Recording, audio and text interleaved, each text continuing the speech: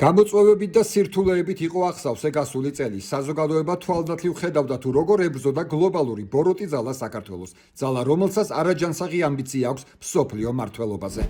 ისევ ჩრდილშია და ქართველ ხალხს ისევ წერილებით ელაპარაკება.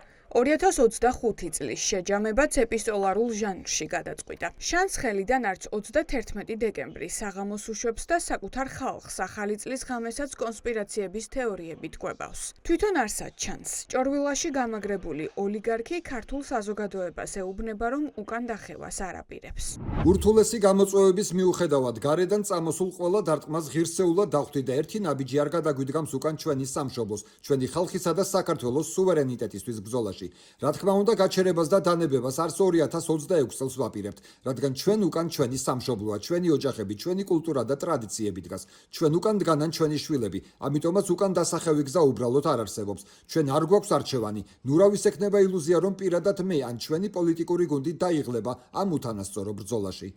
მაშინ, როცა ივანიშვილი არარსებულ მტერთან ბრძოლის შემდეგ რაუნდს აანონსებდა, ირაკლი კობახიძე გასული წლის მიღწევებით ამაყობდა. წლის შემაჯამებელ მიმართვაში ივანიშვილის პრემიერი ქვეყანაში არსებულ უმწვავეს პოლიტიკურ კრიზისს ერთი სიტყვითაც არ ახსენებს. ის, რაც ქართული საზოგადოების უმრავლესობისთვის დასავლეთისგან ქვეყნის ჩამოშორება და დასავლური სამყაროსგან სრული იზოლაციაა, კობახიძისთვის დამოუკიდებლობის განმტკიცებაა. 2025 წელი იყო სირთულებით სავსე, თუმცა ამავდროულად წარმატებული ჩვენი ქვეყნისთვის. გასულ წელს ჩვენ კიდევ უფრო განვამტკიცეთ საქართველოში მშვიდობა, განვამტკიცეთ საქართველოს დამოუკიდებლობა და სუვერენიტეტი, გავაძლიერეთ ქართული ეკონომიკა, რომელიც ისტორიაში პირველად 100 მილიარდს გადასცა. გასული წელი იყო გარდამტეხი სახელმწიფო მმართველობის სისტემის დახვეწისა და სამართლის უზენაესობის განმტკიცების თვალსაზრისითაც. 2025 წელს ჩაყრილი საფუძველი ქმნის იმის ყარწინაპირობას, რომ მომავალი წელი საქართველოსთვის კიდევ უფრო წარმატებული იქნება. ჩვენ მზად ვართ იმისთვის, რომ ეს რეჟიმი წავიდეს მშვიდობიანად, დაგვემშვიდობოს, როგორც დაგვემშვიდობება ეს წელი. ასეთია საქართველოს მეხუთე პრეზიდენტის წლის ბოლო და მთავარი სურვილი. რეალობა, რაც ქართული ოცნების ლიდერებმა ვიდეო მიმართვებსა და წერილებში დამალეს, წლის შეჯამებაში დეტალურად აღწერა საქართველოს მეხუთე პრეზიდენტმა. სალომე ზურაბიშვილი 2026 წელს ოპტიმისტური მოლოდინებით ხვდება. მე მჯერა 2026 წლის. იმიტომ რომ მე დავინახე ამ წელს გარდა ის ყველაფერი ცუდი, რასაც არ გავიხსენებთ, დავინახე თქვენი შემართება. დავინახე თქვენი გამძლეობა.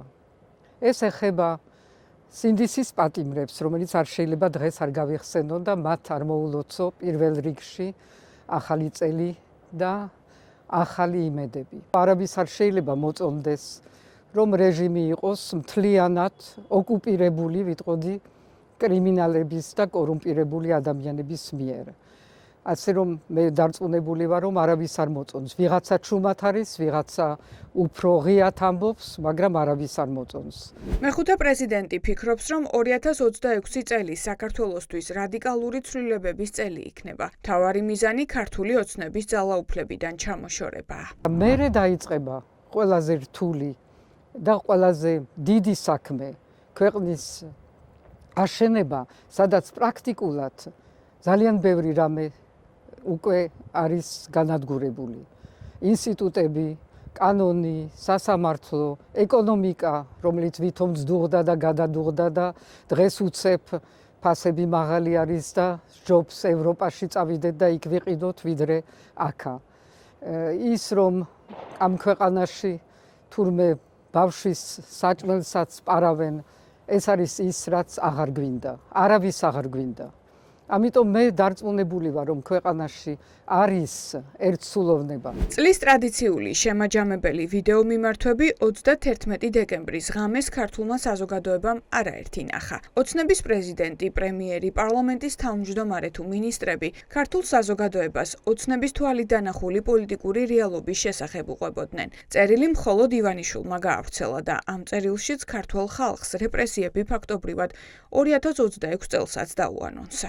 ჩვეულებრივი სტანდარტული რუსული პროპაგანდა, რომ რაღაცა არსებობენ სამყაროში რაღაცა ბოროტი ძალები, სავარაუდოდ სადღაც დასავლეთში, რომლებსაც უნდათ რომ ამ ქვეყანას რაღაცები გაუფუჭონ, ომში ჩართონ ისა ესა და ვითომ ისინი მართავენ მთელ სამყაროს და აქ არის ერთი რაღაცა ძლევამოსილი ბიძინა, რომელიც იმათ უმკლავდება და აი ბიძინასთან არ გაძით არაფერი. ამ ბოდვას აჭმევენ იმ ადამიანებს, რომელსაც არ აქვთ გონებრივი შესაძლებლობები ისეთი რომ მიხვდე რომ ეს ყველაფერი არის სულის სისულელე. ეს იყო ტექსტი, როგორცაც დაწერდა აი ლიბიის ჯამაჰირის მმართველი, თქო მუამარ კადაფი.